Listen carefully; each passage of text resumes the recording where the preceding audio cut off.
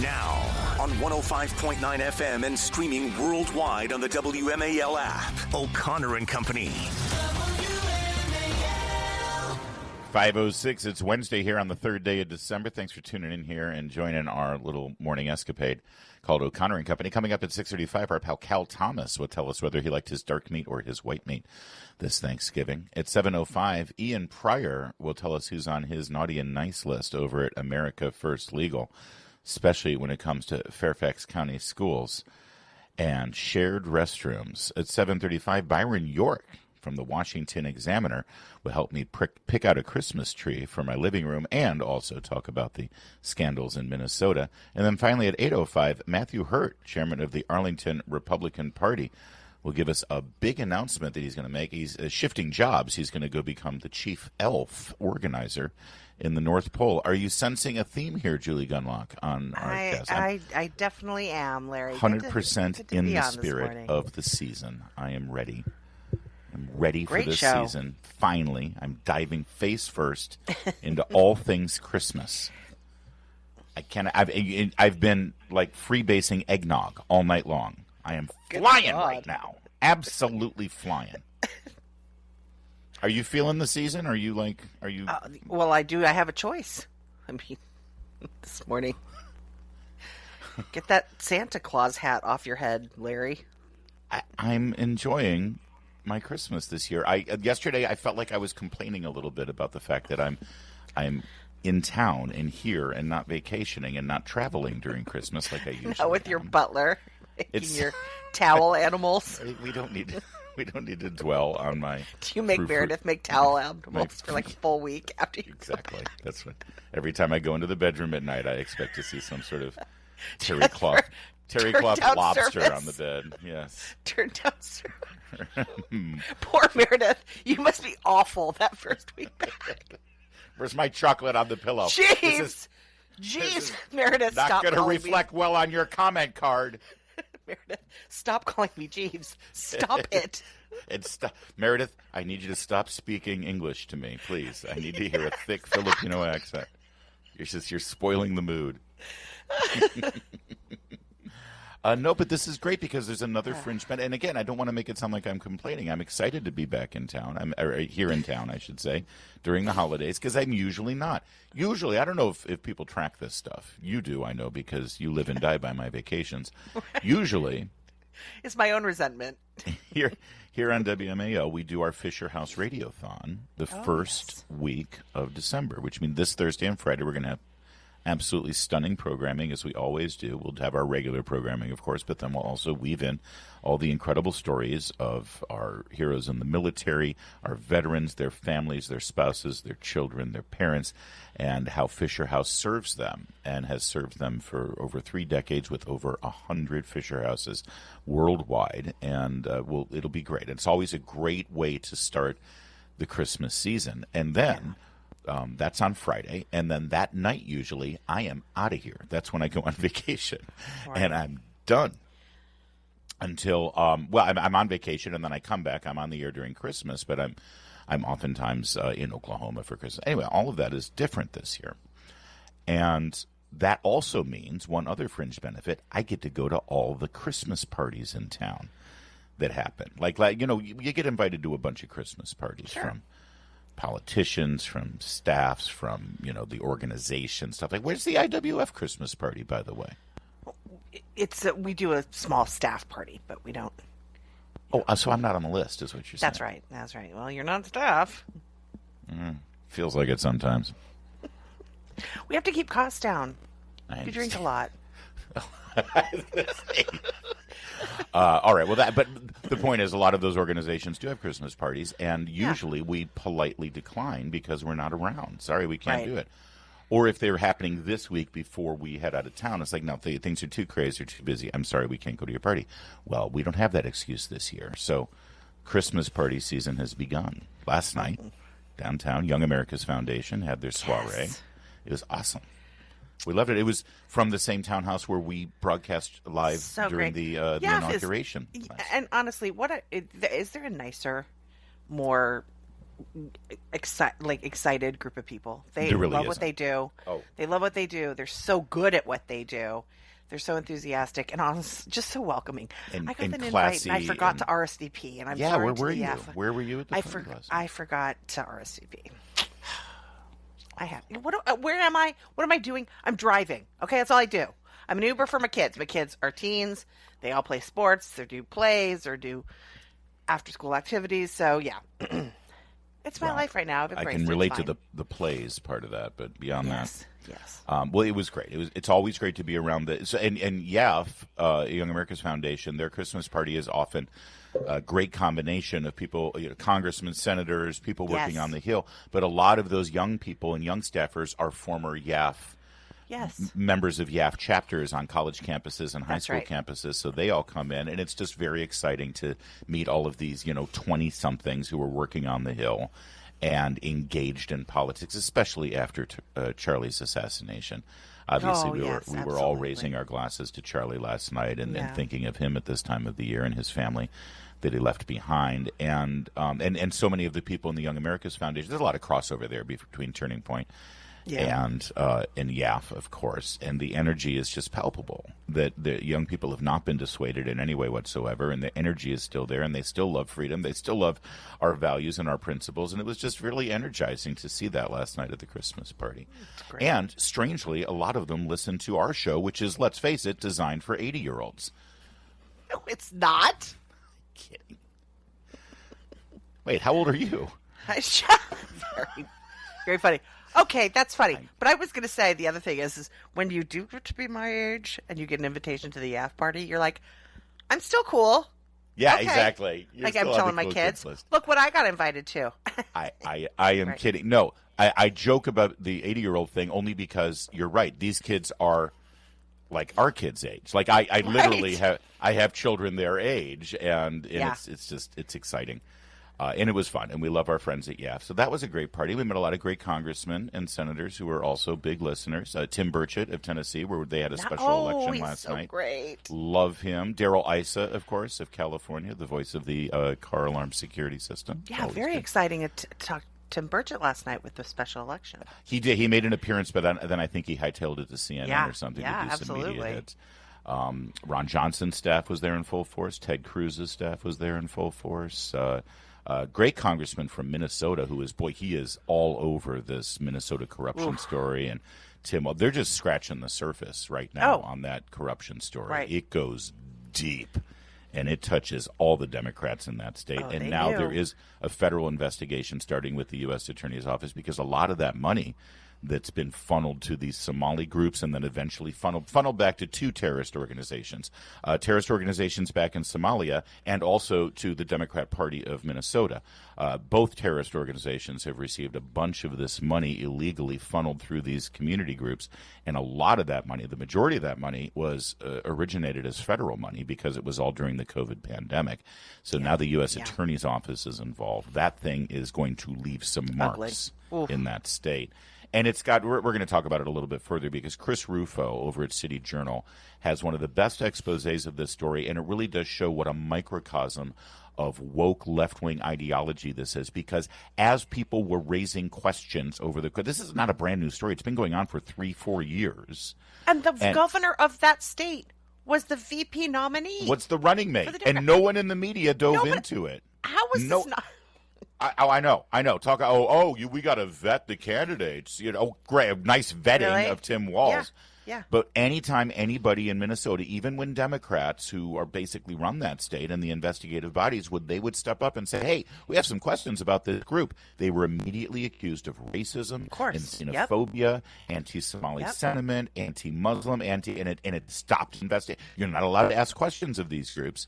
It's the perfect woke, brain rot, mind virus kind of story, and that's why we're going to talk about it quite a bit, even though MS Now wants to ignore it. We'll get into that later this morning and for many days. But the bottom line here is it's Christmas season, and it means we go to parties. And Julie, you need to come to the next one. Do you want to come to a party with me tonight? I've got another one tonight. Really hard. Oh, really? Yeah. Abish Financial. Oh, We love Abe Abish and nice. Abish Financial Services. Absolutely. If any of you out there are clients of Abish Financial, or if you're thinking about being a client, come on out to Abe Abish's place tonight in Ashburn. I'll be there. I'll see you there.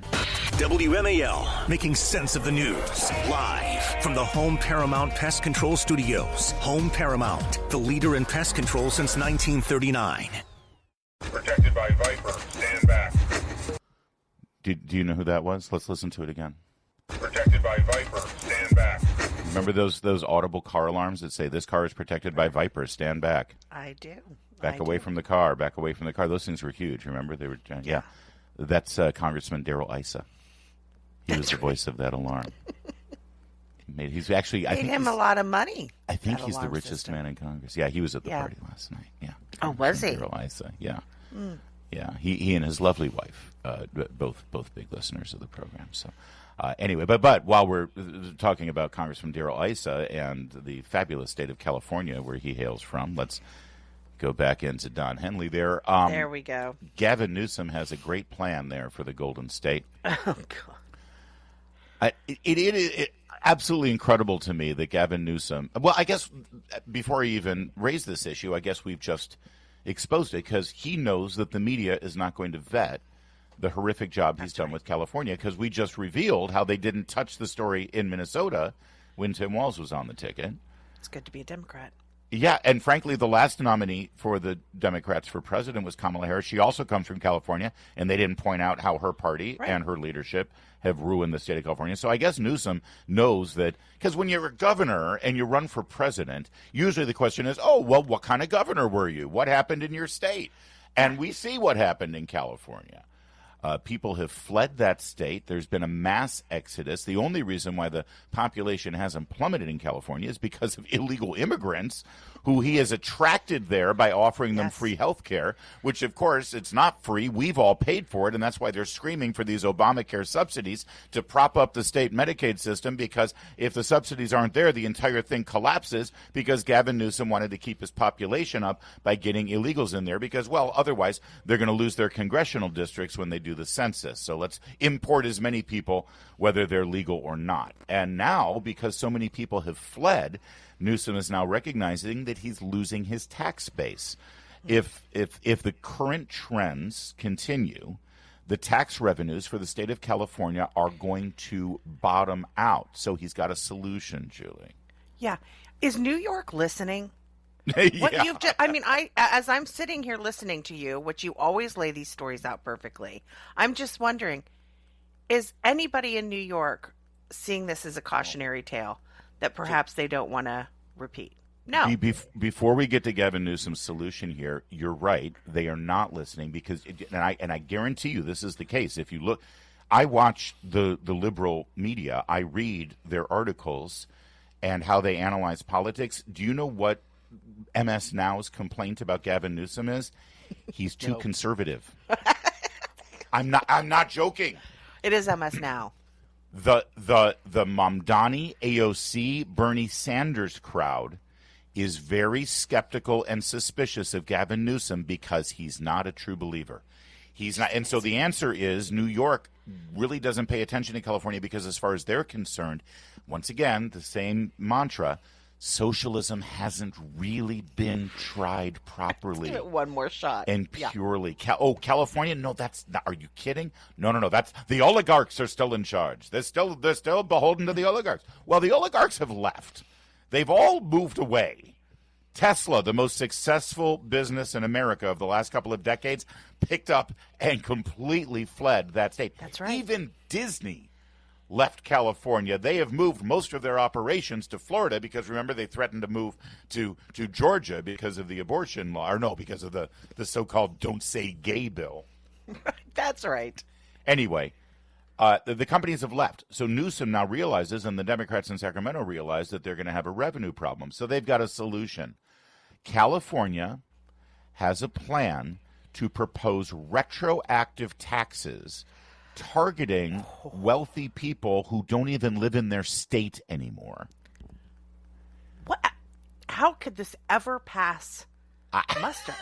It's I mean, are they so just illegal and so unconstitutional? Yes.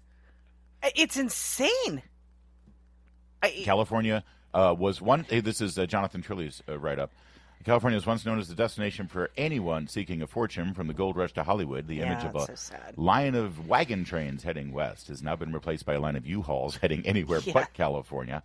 Unable to stem the exodus, California is toying with retroactive taxes targeting the wealthy, regardless of whether they flee the state. The Hotel California, you can check out anytime you like, but you can never leave.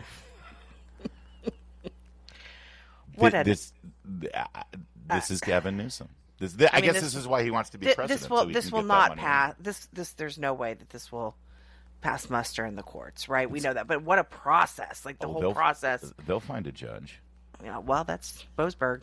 It's a retroactive billionaire. And by the way, everyone says, well, that's not fair. That's outrageous. Well, it's targeting billionaires, 220 of them. So this is how people. Oh, well, it's not me. It's those people. Yeah. Go ahead and do it to those people. Yeah. Because billionaires don't create businesses and create wealth, and they don't do anything but spend money on themselves. So why not? Why not? That's the view. That is the media message on billionaires. They're just there to be abused. 524. Protected by Viper. Stand back. Coming up, terrible story out of California. We're going to continue our conversation about California. An illegal alien got a commercial truck driving license and killed a newlywed couple. Terrible story. We'll keep you updated. Keep it here. It's 5:30. WMAL-FM, Woodbridge, Washington. A Cumulus media station. Making sense of the news. News Talk 105.9. News now. Now on 105.9 FM and streaming worldwide on the WMAL app. O'Connor and Company.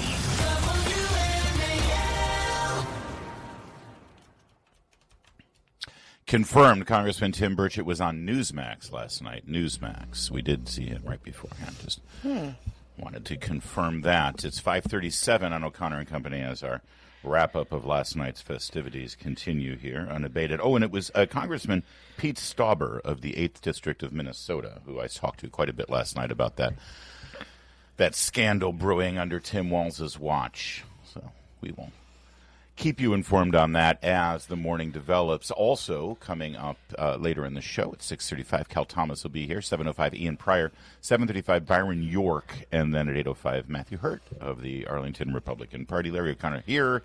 Julie Gunlock there. And you, wherever the heck you are. I hope you're enjoying your December here. It feels like a fun fest Christmas. It does. It really does. And we've already had a little bit of snow. Sort of. Sorry. You didn't have it in your house, did you? No. In Alexandria? It was somewhere in the region.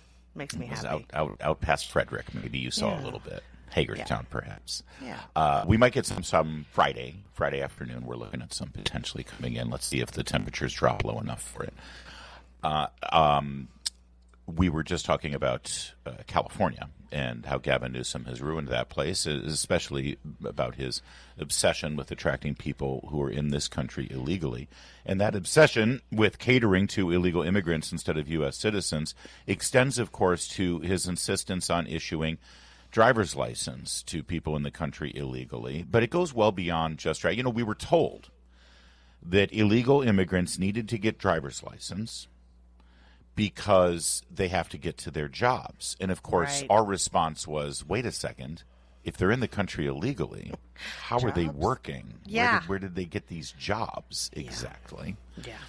We never got a clear answer to that question, of course. But then this is how it was sold. I remember being in California when they were selling this to us. But, of course, this was the same sales pitch that was given here in Maryland and Virginia and in D.C. as well.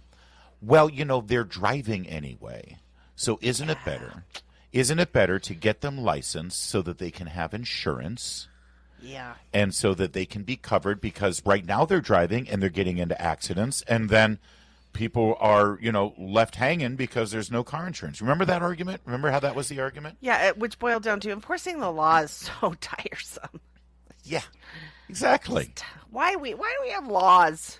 So again, my argument in response was, I got a better idea. How about we enforce the law against people driving without a license? Try it. Put them in jail. You put enough people in jail for doing that, they're going to stop coming here illegally and driving cars illegally.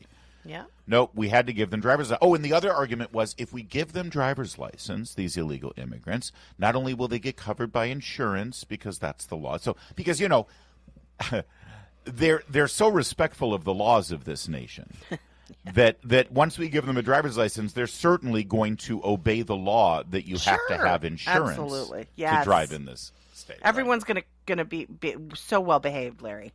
So let me get this straight. They break our immigration laws. They break our laws about identity theft so that they can get a job. They break our laws about working in this country illegally. But they're suddenly going to follow our laws about obtaining automobile insurance and liability insurance. The other argument that was made was that listen, they're out there, they're driving anyway, and they don't know the rules of the road. If they get a driver's license, at least we know they've passed a driver's test. Sure. Okay. Mm-hmm. Which leads us to this story. Because in California, they took it one step further and they started issuing commercial driver's license so that the illegal immigrants can become truck drivers. So forget about just commuting to and from your work to do jobs that Americans won't do. Apparently, being a truck driver is a job Americans won't do. Hey, truck drivers out there, because I know we got a lot of you listening. Is that really a job that Americans won't do? That might be a lie. And so now we've got commercial driver's license going to truck drivers who are in the country illegally. But don't worry, because they've all obtained insurance and they've all learned the rules of the road. And that brings us to the story of 32-year-old Rajinder Kumar, an Indian national, who jackknifed his semi-truck and collided with a vehicle in California on November 24th, killing William Carter and his newlywed wife, Jennifer Lower. Kumar, in the country illegally, released into the country by the Biden administration. DHS revealed Monday that there has been an immigration detainer lodged against him for deportation, but while he was here, California issued a commercial driver's license to him in 2023. And what's going to happen is, when they have a hold on, they have this retainer for him for his arrest, and what's going to happen is a couple months ago, we're all going to forget about the truck crash, right? The murder of these two individuals, these newlyweds, and then there's going to be a picture of him, wrestled to the ground, and someone's going to scream about how this nice family man was, disappeared, right? And then DHS is going to have to come out and remind us all that this is actually what happened. This is the cycle. This is the news cycle. This is what happens. This is absolutely tragic. And it looks like there are some trucking schools who are both training these individuals and maybe looking the other way. Yeah, I would love to follow the money on this. I have a hunch. I don't know it, so I'm just throwing it out there and letting you know I'm speculating. But I have a hunch that these truck driver schools, these commercial truck driver schools, are getting funded by NGOs with tax money coming from either USAID or other organizations or entities that are meant to, help the refugees who are coming to this country. And yesterday, Department of Transportation Secretary Sean Duffy announced that they are reining in illegal and reckless practices that let poorly trained drivers get behind the wheel of semi-trucks and school buses. There are nearly 3,000 trucking schools right now and trainers that are being told that they have 30 days to comply with federal requirements or they will lose their accreditation. It also warned another 4,000 schools and trainers that they could face similar action. So there is a safety crackdown happening here. I do love this NPR article. I just want to read another paragraph. But the administration's critics argue that there's no data to support this claim, despite a handful of high-profile crashes that have garnered sufficient attention. We remember the picture of, I believe he was a Sikh. He was Indian. He had the head wrapping on, and he tried to turn his semi around on the interstate. Yeah, a big U-turn across a median. Big U-turn, and people just went right into the back of his truck. The minivan plowed into it, and he was nonplussed. Yeah, nonplussed. He acted like he rolled over a squirrel. But this is happening all over the country. We know that this, as these people came over the border, as these millions, Biden let them in, they got these commercial truck driving licenses. That's just a handful of high-profile incidents. That's not data. Oh, no, wait a second. A handful of high-profile incidents are, in fact, data. That's literally data, NPR. Yes.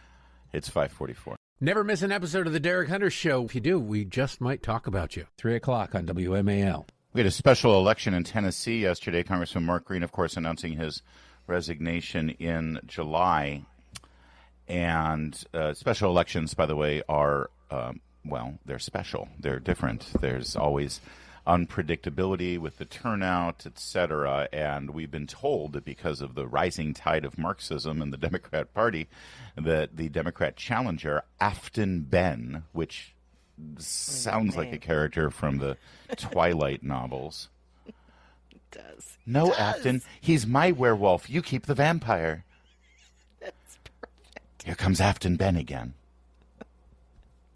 Afton Ben, we were told, had a real shot at stealing this seat, or at least coming within 5 points. They're going to move the goalposts on this because Afton Ben did not steal the seat and did not come within 5 points. Actually, it was more like 9, pushing 10 points, but that's still closer than Trump won the district.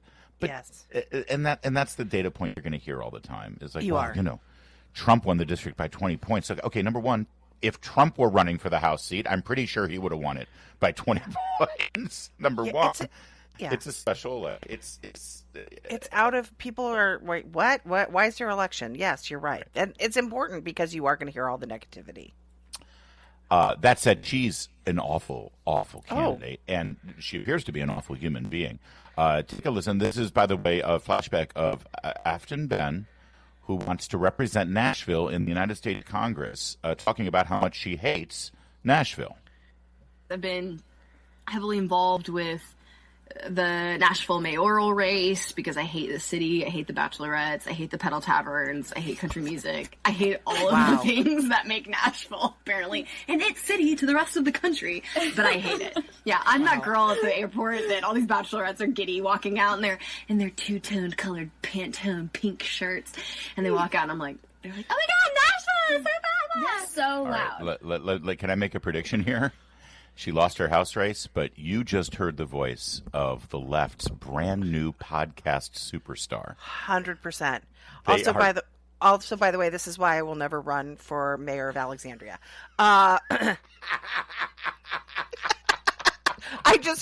I'm not gonna lie. I heard myself a little bit there. Okay.